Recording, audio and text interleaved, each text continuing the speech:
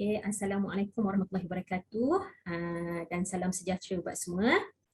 Okay, saya Puan Nuri binti Muhammad Khalid dari Pegawai Sains dari Bahagian Kriminalistik Pusat Analisis Sains Forensik Jabatan Kimia Malaysia.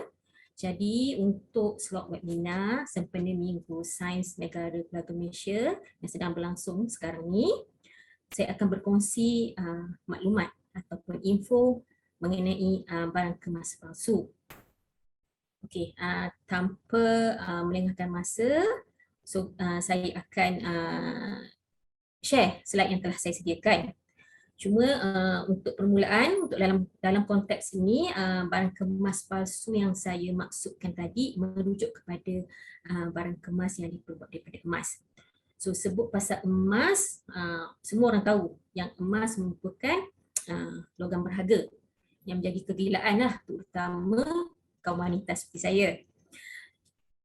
Bahkan bukan itu saja, emas juga menjadi pilihan popular untuk dilaburkan oleh pelabur-pelabur. So yang maksudnya, contohnya pelabur-pelabur ni simpan emas dalam bentuk jongkong, shilling dinar emas dan juga barang kemas.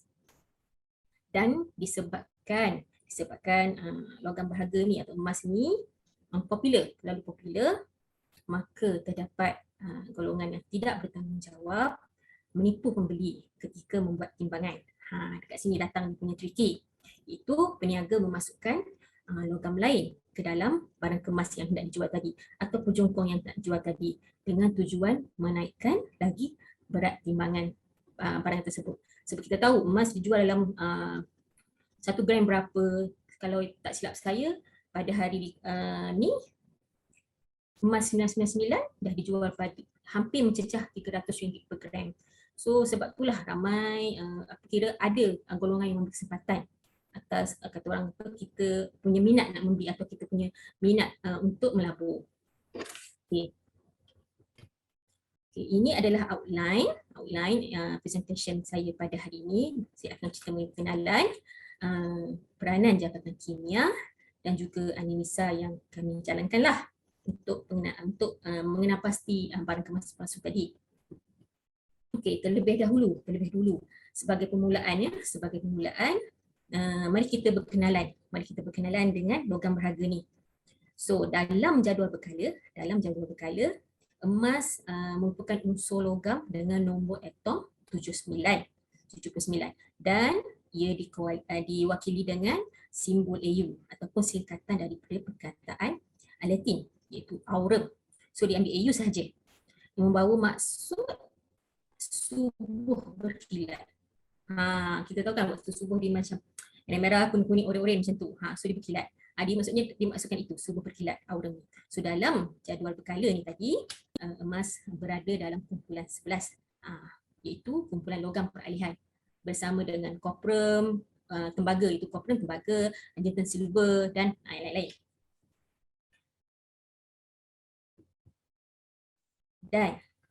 Dan disebabkan emas ini berharga, maka ia dinyatakan dalam peraturan perihal dagangan, artikel yang dibuat daripada logam berharga 1994 di bawah Akta Perihal Dagangan 2011.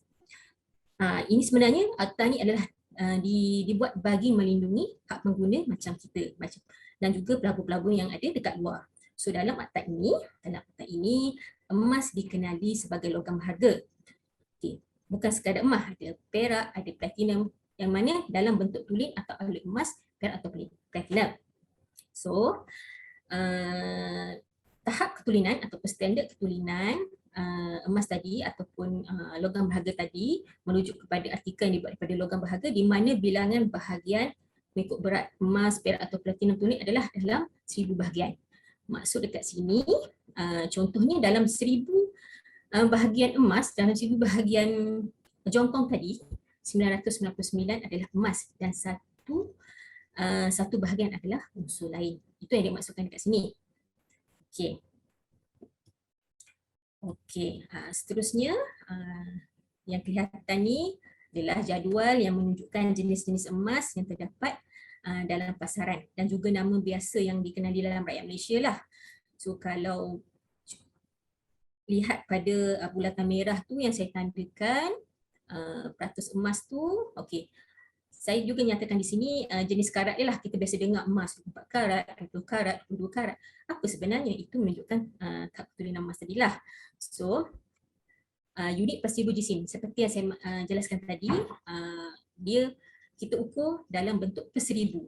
So, unit per seribu jisim emas yang 999. Ataupun sebenarnya ia merujuk kepada peratus kandungan emas itu ialah 99.9%. Okey, kalau orang lama-lama emas 999 ataupun 4 karat ni dikenali sebagai emas 10. Kalau kita dengar orang tua selalu sebut emas 10. Emas 10 ni merujuk kepada emas 999 ataupun 24 karat ni. So, emas ni sebenarnya emas yang kata orang yang jenis grade yang paling tinggi. Grade yang paling tinggi sebab dan paling mahal lah. Biasanya dalam bentuk jokong. Kenapa dia dalam bentuk jokong? Sebab emas 999 dia bersifat lembut, mulur. Lembut atau mulur atau mudah dibentuk. Jadi dia tidak sesuai dijadikan barang kemas. Tidak sesuai jadi barang kemas. Kalau kita buat gelang, nanti gelang tu makin lama makin membesar, gelus sebab dia lembut. Jadi kebiasaannya emas jenis ni akan dibuat jongkong lah sebab sesuai gunakan untuk pelaburan atau simpanan. Jadi kalau disebabkan sifat yang mulur tadi, untuk dijadikan barang perhiasan, biasanya emas tulen ini akan dicampur dengan logam lain. Ini sebenarnya untuk pastikan bentuk logam itu untuk kita punya perhiasan itu kukuh dan keras. Okay. Contoh yang saya tandakan yang kedua ialah emas yang 91.6% ataupun 916. 6 tu. Okey, yang ni adalah biasa kalau barang kemas wanita, seperti yang saya pakai ni, cincin semua tu, kebanyakan ini yang cincin yang kata orang yang tak memegang permata lah. Okey, yang ni dikeras sesuai dijadikan barang perhiasan. Okey, seterusnya emas 20 karat. Okey, emas yang unit per 1000 jisim ni 835 ni ataupun 83.5% ni, okey, ini emas yang paling terkenal dekat Kelantan. Ni negeri Cik Siti Kembang terkenal dengan emas ni. Itu yang diberitahu kepada saya. So ada lagi beberapa jenis emas kat bawah tu, ada yang emas campur dipanggil, emas paut, emas wasa. Inilah antara jenis-jenis emas yang terdapat di pasaran Malaysia. Okey. Okay, berikut adalah beberapa sisipan ataupun keratan akhbar berkaitan dengan emas palsu. So berdasarkan bacaan yang saya telah buat, penipuan emas ni mula dikesan pada tahun 2000 lagi, which is 22 tahun yang lalu. So sebab kita tahu harga emas memang setakat ni kalau jatuh pun sikit je, tapi dia shoot dan naik lagi. So sebab tu penipuan ni makin berleluasa. So kita tengok kat sini ada datuk mengaku tak salah gadai emas palsu 1.3 juta, rantai palsu pun nak digadai. So dia bawa ni dia pindah gadai rantai, sedangkan tu rantai palsu.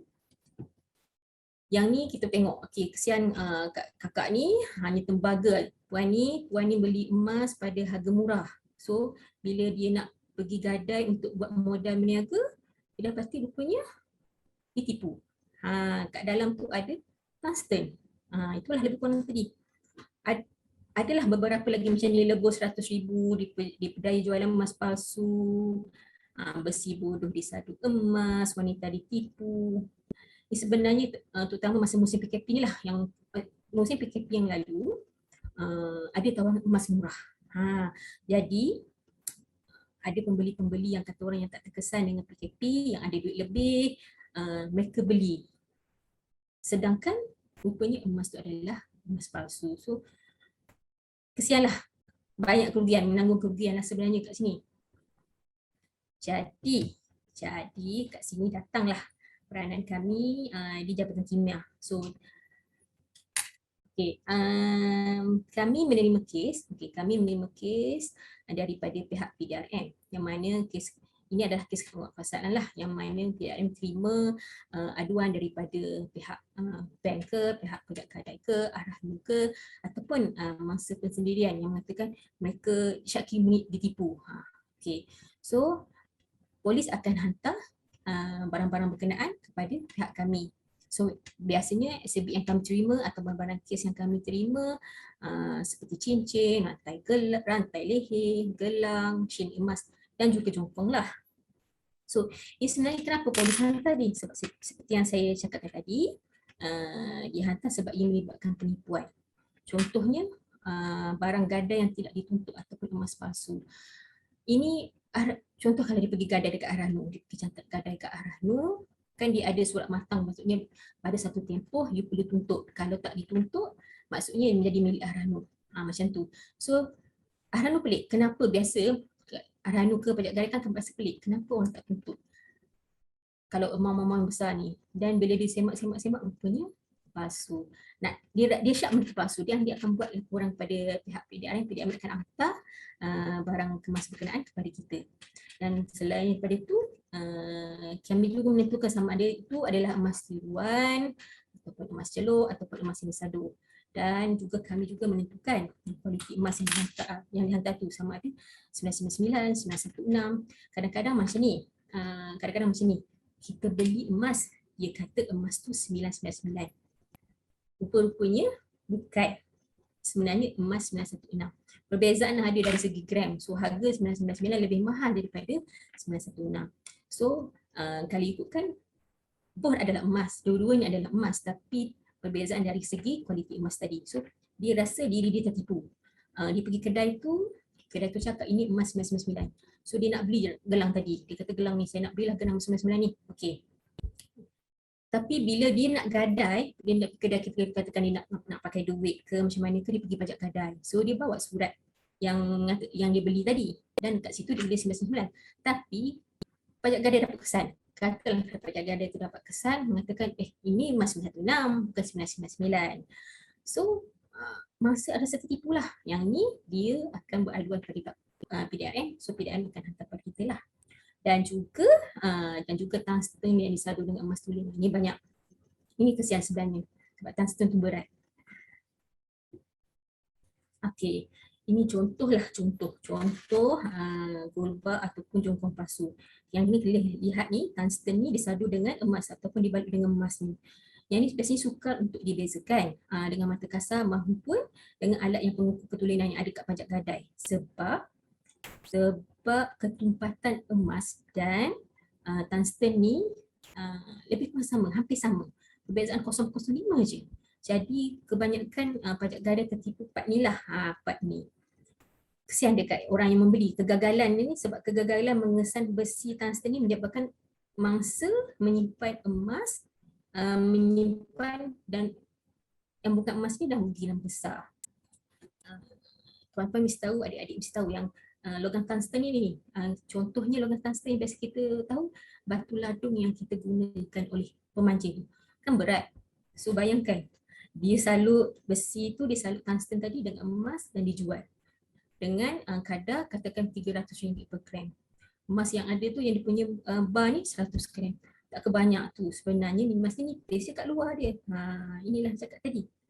So biasanya kedai pajak gadai ni dia tak adalah mesin-mesin yang kata orang canggih. Dia cuma ada jenis touchstone kit ke ataupun alat pengukur ketulinan yang dari segi ketumpatan.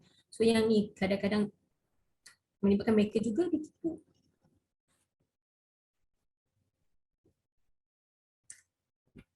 Jadi bagaimana kami nak tentukan emas yang kami terima daripada pihak yang klien tadi, iaitu pihak PDRM tadi, emas atau palsu atau tidak. Kami akan menjalankan beberapa pemeriksaan lah dan analisa ke atas sampel tersebut. So antara pemeriksaan yang kami jalankan ialah pemeriksaan mikroskopi, itu menggunakan digital mikroskop, X-ray fluorescent ataupun sinar X pendak flow, dan juga scanning electron mikroskop ataupun energy dispersive X-ray atau SEM EDX. Okay, ini alat-alat yang kita gunakanlah sebenarnya untuk periksa sama ada emas yang kita terima tadi palsu atau tidak. Okey, untuk permulaan apabila pihak kami menerima barang yang dihantar oleh pihak PDRM, prosedur pertama yang kami akan buat ialah pemeriksaan visual. Okay, pemeriksaan visual ataupun pemeriksaan fizikal pada barang kes ataupun exhibit ataupun sampel yang dihantar tersebut. So segala butiran seperti panjang, dimensi, warna, bentuk dan tekstur kami akan rekodkan. Ini kami akan tengok betul-betul dengan mata kasar dahulu, So kita akan perhatikan dari segi color ke apa ke, semua kita catat. Kalau kita nampak macam ada tanda patri ke, kita tanda pada barang kemas tersebut dan kita ambil gambar. So selepas tu kita akan buat penimbangan kepada barang-barang kes tadi. Ni yang ada gambar yang kelihatan ni adalah contoh-contoh lah penimbangan, contoh-contoh exhibit yang kita terima daripada pihak polis. So nampak cincin, so kita ukur berapa dia punya panjang, ada loket, ada rantai, ada gelang. Inilah contoh-contoh yang kita terima dah daripada pihak polis. Ni pun sama. Nampak kat sini tuan-puan, adik-adik sekalian boleh lihat. Ni ada rantai, ada congkong emas, ada cincin. So ini adalah contoh-contoh lah. Ada banyak lagi sebenarnya. So ini antara yang kes yang kami terima daripada pihak polis. Okey, seterusnya selepas kami dah periksa, kami dah buat pemeriksaan visual tadi, kami dah catat dari segi panjang dia, dimensi dia, tekstur dia, semua-semua dah kami dah timbang. Kita akan periksa exhibit-exhibit di bawah mikroskop. Itu yang ni sebenarnya saya ada kesilapan pada slide pertama tadi. Kami di sini menggunakan digital microscope. So kita akan tengok bawah ke mikroskop pula lah, sama ada terdapat tanda yang kata orang tanda pada exhibit itu yang macam ada tanda patri ke, ada tempaan pada kelihatan pada lapisan luar. So contoh pada gambar ni, tuan-puan, adik-adik boleh tengok. Kalau tengok pada mata kasar, sekali tengok tak nampak. Tapi bila kita lihat pada bawah mikroskop, kita nampak, oh, ada tempaan sedikit dilakukan pada gelang tu tadi. So bila kita potong, kita nampak kat dalam tu bukan emas. So dia tipu. Sama juga dengan gelang emas. Kalau macam biasanya barang-barang kemas yang dihantar sama ada jongkong ke apa, kami akan buat pemotongan lah. Sebab permukaan luar biasanya emas, tapi kat dalam adalah benda lain. So kalau macam gelang ni, gelang tangan ni, biasa kat cangkuk dia, yang kes-kes yang kami terima lah, berdasarkan kes yang kami terima di sini, bila kita buat pemeriksaan, kita dapati dekat cangkuk dia memang betul emas. Seperti yang dia ada tulis dekat situ, 916 ke apa. Tapi bila kita buat pemotongan pada bahagian badan dia, pada rantai dia, bila kita periksa, bukan. Itu saya cakap tadi, mungkin pada satu gelang yang panjang, pada awalnya atau cangkupnya adalah emas, bahagian kiri dan kanan dia mungkin emas, tapi tengah dia bukan emas. Sebab kat sini main point dia sebenarnya adalah untuk menambah berat kepada gelang tu tadi. So bila dicampurkan kat situ, itu yang kita nak cari tanda tempaan tu, kita cari tanda tempaan. So bila kita jumpa, kita potong dan kita tahu, okey, daripada hujung ke hujung ni tengah sahaja yang ditipu. Macam itulah contohnya. So selain daripada itu, kami juga akan buat kikiran. Bukan setakat potong lah. Kita akan kikir lebih kurang dalam bukan 1 mm ataupun 10 mm untuk lihat sama ada emas tu dicelup atau tak. Normally, kebiasaannya barang kemas yang dihantar ataupun exhibit ataupun sampel yang disyakiri barang kemas palsu tadi, bila dihantar kepada pihak kami di makmal, suka tak suka, kami akan potong. Kami akan usahakan supaya bahagian dalam barangan tersebut terdedah. Sebab itu yang main point dia.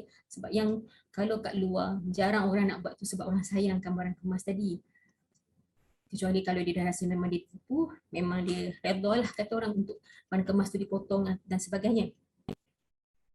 So ni antara contoh-contoh lah, contoh-contoh gambar atau gambar exhibit yang kita ambil di bawah mikroskop.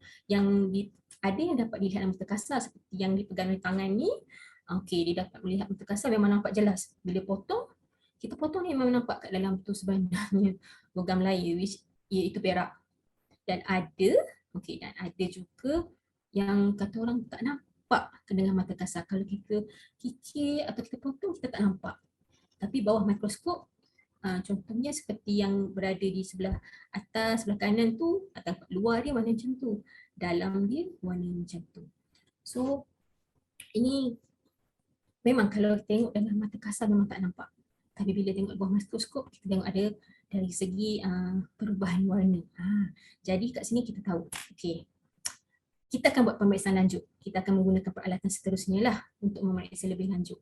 Ada yang nampak mata kasar yang seperti yang ada ni lah, kat luar dia nampak emas, dalam dia adalah perak Argentine.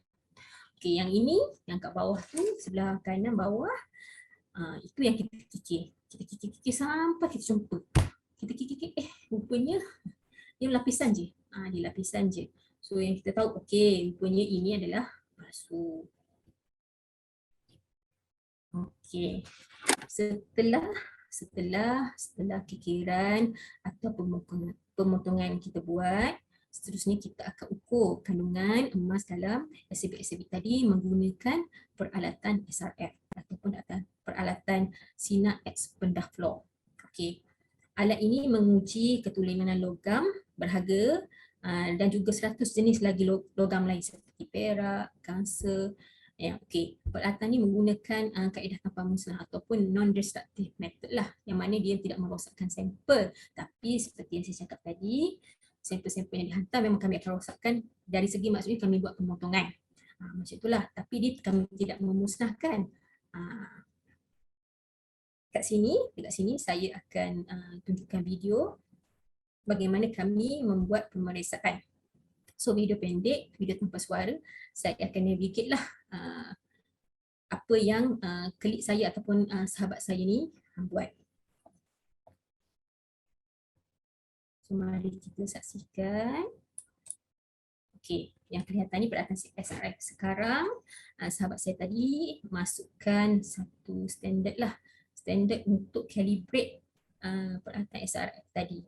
Okay, tujuan untuk kita nak calibrate peralatan ni supaya kita nak tahu peralatan kita berada dalam keadaan optimal.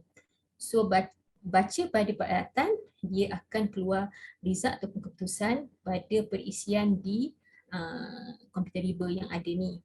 Okay, so ni dia sedang uji, dia dah letak dulu standard yang dibekalkan oleh pembekal. Okay, sekarang kita tengok macam mana ruang dia, ruang yang diletakkan tu. Itu je, kalau ruang ni, inilah ruangnya. Okay, itu standard yang dikeluarkan. Okay. Seterusnya kami akan uji standard emas. Okay. Yang ni kita dapatkan standard emas daripada pihak pembekal yang dibekalkan bersama sijil. So kita akan test. Okay, kepingan emas ni tadi mestilah mendapat bacaan seperti yang tertulis dalam sijil ataupun sertifikat. Yang ini standard emas kami, emas 999. Yang ni bila dia buat pemeriksaan, bila dia test, dia boleh buat bacaan. Saya minta maaf sikit lah, dekat sini ada agak blur sikit, tapi saya cuba sedaya upaya untuk dapatkan. Okay, tadi saya cakap aurum AU adalah emas. Masa saya cakap pasal pengenalan tadi kan. So kat sini nampak aurum 99.9. Jadi ini menunjukkan saya punya instrumen atau peralatan SRF tadi okey. Dan kita teruskan seterusnya dengan sampel-sampel lain. Okey, yang ini adalah yang palsu. Kebetulan kami tak ada real case nak tunjuk. Kebetulan kami baru saja menyerahkan exhibit kepada polis. Kalau tak, kita boleh tunjuk macam mana apa yang kita dah potong, macam mana rupa. Yang ada adalah gambar-gambar yang saya share. Okey, yang ni memang nampak lah copper, zinc, plumber, ferrum dengan, so ini memang bukan barang kemas.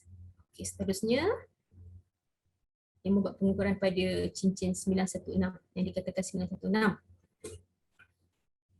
Okey, untuk alat ni dia mengeluarkan sebab dia menggunakan sinar X-ray, sinar X-ray. Jadi orang yang operator yang run yang mengendalikan mesin ni mestilah memakai badge untuk badge sinaran kita panggil. Dan biasanya ada pegawai perlindungan sinaran. So, okey, video sampai sini je. Kita tengok slide seterusnya. Okey. Sebelum tu saya just masuk kepada yang tadi sekejap, ke video tadi. Okey, orang-orang yang mengendalikan peralatan ni mestilah memakai badge sebab kita nak tengok tahap sama ada operator tu terdedah nama mana kepada sinar X-ray. So kebiasaannya pada permulaan kita memang ambil bacaan sinar yang dikeluarkan daripada peralatan tersebut. Kita ambil bacaan dan semasa analisa dijalankan, semasa bacaan diambil pun kita ambil juga berapa bacaan radiasi yang dikeluarkan di peralatan tu. Kita catatkan. So disebabkan peralatan ni mahal dan juga radiasi yang dikeluarkan. Sebab tu saya rasa pada pendapat saya lah tak banyak lah. Sebab tu kedai emas ke penjaga tak prefer nak beli pun. So memang peralatan ni mahal, bukan murah.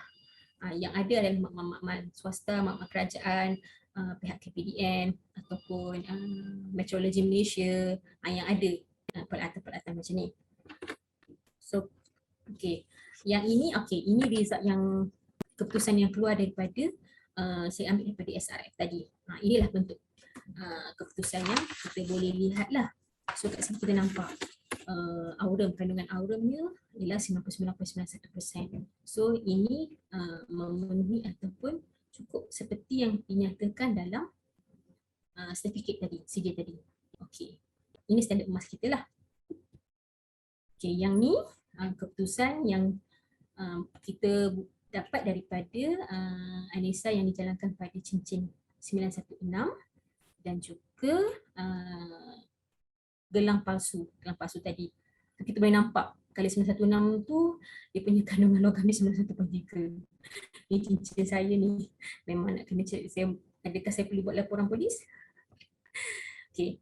So yang ni di sebelah tu adalah emas palsu. Yang ni memang langsung lah tak ada aurum, tak ada kandungan emas pun. So copper, zinc, nickel, ferrum dengan plumbum dia ada kat dalam ni. So yang ni memang straight away. Tapi kalau biasa yang kita terima daripada pihak polis tu, yang ni kata yang ni yang bukan. Yang ni dipotong. Kalau macam SRF ni kita dapat analisis macam ni, kita dah tak teruskan analisis yang seterusnya. Maksudnya memang confirm bukan emas, memang bukan emas sebenar, emas palsu. Tapi bila kita terima tu, kita nampak macam tadi kita SRF ni sebenarnya mengukur permukaan, ketulinan permukaan, bukan dalam. Sebab tu tujuan kita potong tu sebenarnya kita nak baca dalam sekali. Tapi dia pun baca dalam pun permukaan juga. Bila kita potong kan, dia baca keseluruhan ni. Kita tak tahu bahagian mana sebenarnya yang palsu. Tapi dia akan berilah tahap ketulinan tu tadi. Okey. Seterusnya, peralatan kedua yang pihak kami guna ialah analisis menggunakan scanning elektron mikroskop. So yang ni sama juga, dia pun ukur komposisi kandungan sampel dan dia juga memberi berapa persen kandungan logam tadi. Maksudnya emas ni ada berapa persen kat dalam ni. Dia beri, komposisi dia beri. Cuma kelebihan SEM berbanding dengan SRF tadi ialah kita boleh pinpoint. Pinpoint maksud saya pada satu gelang ni, dekat sini mungkin emas 916, dekat sini mungkin dia lain. So kita boleh pinpoint mana yang kita nampak pelik tu, kita cuba pinpoint kat sini dan kita cuba dapatkan bacaan. Kalau SRF dia baca keseluruhan ni. So result yang diberikan ialah result yang keseluruhan. Sebab tu SEM ataupun SRF kedua-duanya mengukur komposisi pada permukaan. Sebab tu kita kena potong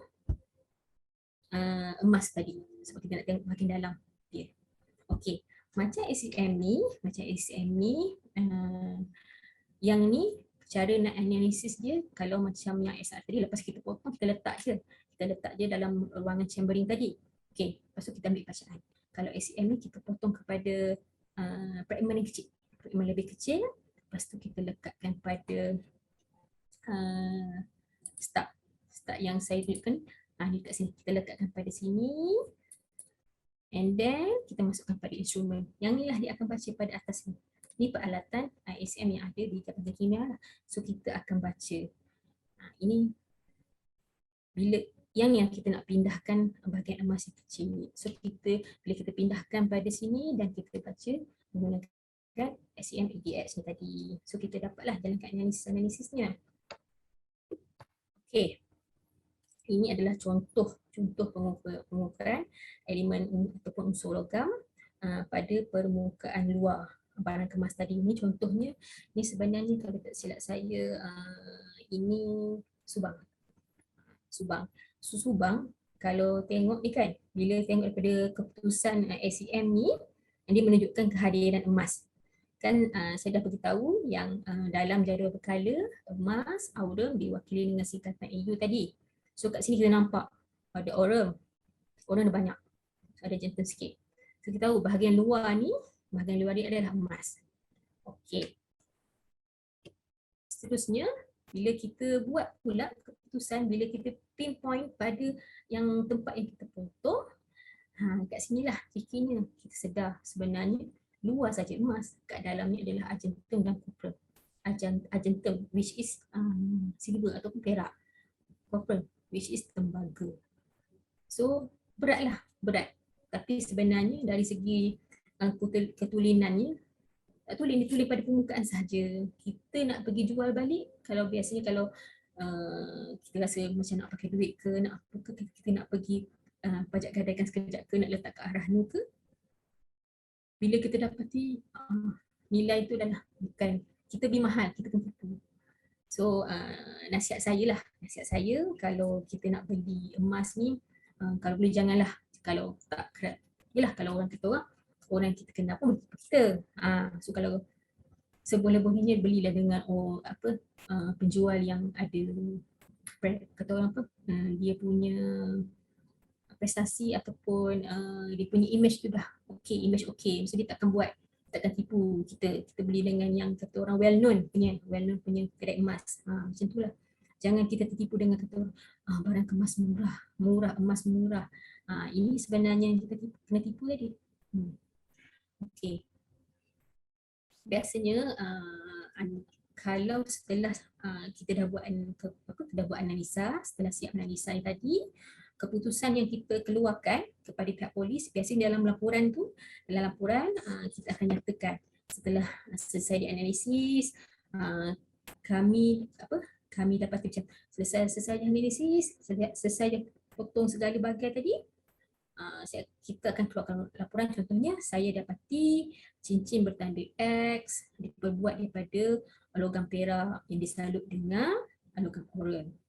Ataupun saya dapati logam Y diperbuat daripada campuran emas 20%, copper 10%, argentum 15%, macam tu. Itulah antara jenis-jenis laporan yang dikeluarkan.